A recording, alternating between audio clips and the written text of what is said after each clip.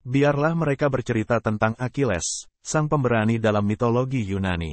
Atau dongeng manusia setengah dewa, Hercules. Kita umat Islam pun memiliki pahlawan pemberani pula. Ceritakanlah kepada anak-anak kaum muslimin tentang Abdurrahman Ad-Dahil, atau Muhammad Al-Fatih, atau Sulaiman Al-Qanuni. Agar mereka tahu siapakah yang lebih layak untuk jadi idola. Memilih 10 nama dari ratusan pemimpin besar Islam, selain sahabat, tentu bukanlah hal mudah. Bisa jadi di antara kita punya idola dan pilihan berbeda. Ada yang menyebut beberapa nama dan menggeser beberapa nama yang lain, demikianlah sejarah. Ia bukan ilmu pasti seperti matematika dan fisika. Ada garis batas yang kaku dan rumus yang jitu untuk menentukan hasil tertentu. Sejarah tidak seperti itu. 10 nama ini dipilih berdasarkan peranan besar mereka dalam politik dan strategi. Juga kemampuan dalam menghadapi tipu daya musuh yang mengancam dan menipu. Bukan dari sisi prestasi dalam ilmu dan sastra. Juga bukan dalam masalah hukum dan pengetahuan agama. Dan tentu saja, 10 nama ini dipilih agar umat Islam tahu tentang pahlawan mereka.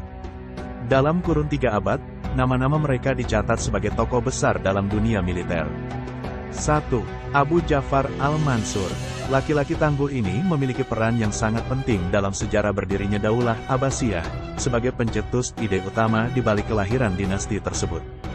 Dia bukan hanya seorang juru taktik yang ulung, tetapi juga seorang tokoh intelektual yang berpengaruh di belakang saudaranya, Abu Al-Abbas As-Saffah, yang kemudian menjadi khalifah pertama Daulah Abbasiyah.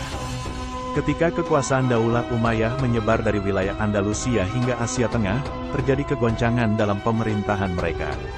Sulit bagi ibu kota mereka, Damaskus, untuk mengelola wilayah yang begitu luas dengan beragam budaya yang berbeda-beda. Para sejarawan mengaitkan runtuhnya Daulah Umayyah dengan kegagalan mereka dalam berinteraksi dengan masyarakat yang memiliki latar belakang etnik dan budaya yang beragam. Pada saat yang sama, orang-orang Abbasiyah mulai menggalang perlawanan terhadap kekuasaan yang ada. Abu Ja'far Al-Mansur memiliki wawasan yang tajam terhadap kelemahan Daulah Umayyah. Dia berhasil membangun solidaritas antara orang-orang Persia dan Asia Tengah, mengubah perbedaan etnik dan budaya menjadi kekuatan positif. Prestasinya dalam menyatukan Persia dan Arab belum terulang hingga era modern. Di bawah kepemimpinannya, identitas sosial lebih ditekankan pada Islam daripada kesukuan, serta ia berhasil mencapai kompromi antara budaya Arab dan Persia yang sering bertentangan. Warisan berharga yang ia tinggalkan adalah fondasi masyarakat yang kuat bagi penerusnya di Daulah Abbasiyah. Meskipun kemudian, dinasti Abbasiyah melemah dengan munculnya dinasti Buwayhid dan Saljuk, serta runtuh di tangan bangsa Mongol pada tahun 656 1258 M. 2. Abdurrahman Ad-Dahil. Abdurrahman Ad-Dahil, seorang pemuda dari keluarga Bani Umayyah, memiliki perjalanan hidup yang luar biasa. Kisahnya dalam mendirikan Daulah Bani Umayyah dua serasa seperti dongeng. Dalam usia belia, ia berhasil memimpin puluhan ribu pasukan, menumpas pemberontakan, dan menyelamatkan banyak nyawa dengan lobi politik tingkat tinggi, semua itu sejak berusia 19 tahun. Kesuksesannya mengingatkan pada kisah-kisah inspiratif seperti pendiri perusahaan sukses atau tokoh seperti Mark Zuckerberg yang mendirikan Facebook. Abdurrahman Ad-Dahil menjadi buronan Abbasiyah saat berusia 19 tahun. Menjadi penguasa tunggal di Andalusia pada usia 29 tahun. Dan terus memegang kekuasaan selama sekitar 34 tahun. Abdurrahman Ad-Dahil, cucu dari Khalifah Hisham bin Abdul Malik Al-Umawi, menyaksikan pembantaian besar-besaran terhadap keluarga Bani Umayyah saat berdirinya Daulah Abbasiyah. Salah satu korban adalah Abdurrahman sendiri yang harus melarikan diri untuk menyelamatkan nyawanya. Saat dalam pelarian, ia menyaksikan dua saudaranya tewas di hadapannya sebelum melarikan diri ke Syam, kemudian Mesir, dan akhirnya ke Maroko sebelum menyeberang ke Andalusia, tempat ia memperoleh gelar Ad-Dahil. Sejak umat Islam masuk ke Andalusia pada tahun 92 hingga masuknya Ad-Dahil pada tahun 138, orang-orang Arab belum memiliki posisi yang kokoh di Jazirah Iberia itu. Tidak sampai setahun, Ad-Dahil telah berhasil mengokohkan posisinya di Cordoba. Dari Cordoba, ia berhasil menguasai Zaragoza dan Barcelona. Kedua kota tersebut ia taklukkan atas kecerdikannya melobi kekuatan militer bangsa Frank untuk membantunya. Kemudian ia meneruskan hingga menguasai kota-kota lainnya. Mengingat ruwet mencuatnya lobi politik partai-partai pasca pemilu, kita bisa mengetahui bagaimana keandalan politik anak muda yang bernama Abdurrahman bin Muawiyah ini. Kalau level partai, level nasional saja sulit menyatukan pendapat, kita jadi tahu bagaimana jitunya lobi Abdurrahman Ad-Dakhil yang bisa merangkul bangsa Eropa agar mau bekerja untuknya. 3. Alip Arslan As-Saljuki. Garis batas wilayah kekuasaan dinasti Saljuk, orang-orang Turki, meluas dengan pesat. Mulai dari Asia Tengah hingga ibu kota Daulah Abbasiyah di Baghdad. Kekuatan dinasti ini terus tumbuh hingga ia menjadi penguasa seluruh wilayah Islam. Dinasti ini menguasai orang-orang Buwayyi dan Abbasi, khususnya dari gabungan Syiah Fatimiyah, Daulah Ubaidiyah, yang menyebarkan ideologi Syiah Ismaili. Baca juga, khutbah Jumat, menjadi pemimpin ideal dalam perspektif sifat wajib rasul. Di balik kejayaan dinasti Saljuk, ada nama Alip Arslan sebagai tokoh utamanya. Orang-orang Turki patut berbangga karena lahir seorang Alip Arslan di tengah-tengah mereka. Alip Arslan pernah memukul mundur 200.000 pasukan Romawi dengan 20.000 pasukan saja, 1:10. Pasukan adidaya Romawi yang sudah berkuasa berabad-abad lamanya. Pasukan yang kuat yang disangka tak terkalahkan itu takut dengan pasukan yang jauh lebih sedikit jumlahnya. Sejak saat itu, pengaruh Romawi di Asia Kecil melemah hingga akhirnya ditaklukkan oleh Muhammad Al-Fatih. Saat ini, melihat kebijakan Tayyip Recep Erdogan saja ditakuti. Bagaimana pula kiranya Alip Arslan yang berhasil melumpuhkan mental negara adidaya tersebut kemudian menguasainya. 4. Nuruddin Zanki. Nuruddin Zanki, ia adalah pahlawan Islam yang berhasil mengusir tentara salib dari tanah Suriah dan sebagian wilayah Palestina. Mungkin namanya tidak sepopuler Salahuddin Alayubi, tapi dialah yang membuka jalan bagi Salahuddin untuk membebaskan Yerusalem. Setelah menggantikan ayahnya sebagai penguasa Aleppo, Nuruddin berusaha sekuat tenaga menyatukan wilayah-wilayah Syam. Ia membebaskan Damaskus, Baalbek, Edessa, Haran, dan Mosul. Setelah itu ia mengarahkan pasukannya menuju Palestina menghadapi pasukan salib. Ia juga menghadapi orang-orang salib di Mesir. Dan kemudian memasukkan wilayah-wilayah tersebut di bawah kekuasaannya. Sama seperti Alip Arslan, Nuruddin Zanki juga dikenal sebagai seorang yang soleh dan zuhud. Ia memberi perhatian yang besar terhadap perkembangan agama Islam. Saat wafat pada tahun 569 1174, Nuruddin telah membangun banyak masjid, madrasah, rumah sakit, dan rumah para musafir. 5. Salahuddin Alayubi. Salahuddin Alayubi adalah penerus perjuangan Nuruddin Zanki. Dilahirkan dari suku Kurdi, Salahuddin tumbuh besar di wilayah Syam karena ayahnya pindah ke Aleppo membantu perjuangan Nuruddin Zanki, ayah dari Nuruddin Zanki. Di Aleppo Salahuddin kecil mempelajari agama dan pendidikan. Kemudian dia bergabung ke dalam pasukan pamannya, Asaduddin Shirkuh, yang merupakan salah seorang panglima pasukan Nuruddin Zanki. Di bawah bimbingan Nuruddin Zanki, karir Salahuddin terus menanjak. Dia berjalan untuk memimpin Mesir setelah mengusir orang-orang Fatimiyah dari wilayah Sunni. Setelah Nuruddin wafat, Salahuddin menempati kekuasaannya. Ia pun jadi pemimpin Mesir dan Syam. Misi pembebasan Yerusalem pun dilanjutkan. Pada Perang Hattin tahun 583 H, 1187 M, Salahuddin berhasil mengalahkan pasukan salib. Dalam waktu hanya 3 bulan, wilayah-wilayah yang dikuasai tentara salib, Acre, Beirut, Sidon, Nablus, Jaffa, dan Askelon kembali ke tangan kaum muslimin. Kemudian Yerusalem setelah 88 tahun dikuasai oleh pasukan salib. 6. Saifuddin Qutuz. Saifuddin Qutuz adalah orang kepercayaan Sultan Al-Muhyi Isuddin Aibak dan anaknya, Sultan Al-Mansur Ali. Salah satu prestasi terbesarnya adalah mengalahkan pasukan Mongol yang tak terkalahkan itu. Ketika Mongol sampai di wilayah Syam, mereka mengutus duta kepada Qutuz agar menyerah dan tunduk kepada Mongol. Tunduk kepada orang Asia Tengah yang nomaden yang telah menjelma menjadi kekuatan dunia. Kekuatan besar yang telah mengalahkan negeri sebesar Tiongkok. Kekuatan besar yang tak ada satupun negeri-negeri timur mampu membuat mereka mundur. Qutuz membalas penghinaan Mongol terhadap Daulah Mamluk dengan memenggal para utusan mereka dan memajang kepala mereka di gerbang Suwailah, Kairo.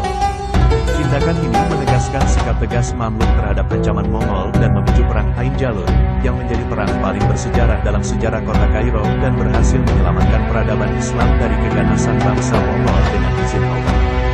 Mengalahkan Mongol hanya dengan bermodal keberanian, sama saja menyerahkan leher-leher kaum muslimin untuk disembelih. Tentu butuh strategi dan perhitungan yang jitu. Mongol telah mengalahkan Cina, bangsa yang kuat dan memiliki peradaban yang mapan. Kemudian mengalahkan Abbasiyah yang telah berkuasa di tanah Arab berabad-abad. Oleh karena itu, pencapaian Kudus dengan mengalahkan Mongol adalah sesuatu yang luar biasa. Selain itu, moral kaum muslimin pun kembali meningkat. 7. Yusuf bin Tashfin. Yusuf bin Tashfin, sang singa Murabitin. Kecerdasannya tampak saat penguasa Murabitin di Maroko, Amir Abu Bakar, menunjuknya sebagai penguasa wilayah sipil Masar. Kemudian Abu Bakar menyerahkan kekuasaan daulat Murabitin kepadanya secara utuh. Dimulailah masa keemasan Murabitin hingga 45 tahun. Yusuf mulai membangun kota Marrakesh, memperluas kekuasaan Murabitin hingga meliputi seluruh wilayah Maroko dan Aljazair. Kemudian menuju Andalusia, menyelamatkan kaum muslimin setelah jatuhnya kota Toledo ke tangan orang-orang Nasrani. Ia terus masuk ke Andalusia hingga berhasil mengalahkan Raja Alfonso dari Kerajaan Kastilia pada tahun 479 1086. 8. Muhammad Al-Fatih. Muhammad Al-Fatih adalah seorang pemimpin Daulah Utsmani yang sangat dikenal. Ia memegang kekuasaan Utsmani pada tahun 855 1451 dan berhasil menaklukkan Konstantinopel pada tahun 857 1453 Ia memerintah kerajaan ini selama 30 tahun. Selain digelari dengan Al-Fatih, ia juga disebut dengan Kaisar Romawi, karena mewarisi kerajaan Romawi Bizantium. Ia juga dikenal dengan Tuan Dua Benua dan Dua Lautan, karena menguasai Anatolia dan Balkan serta merajai Laut Aegea dan Laut Hitam. Masa pemerintah Muhammad Al-Fatih dikenal dengan masa reformasi Daulah Utsmani.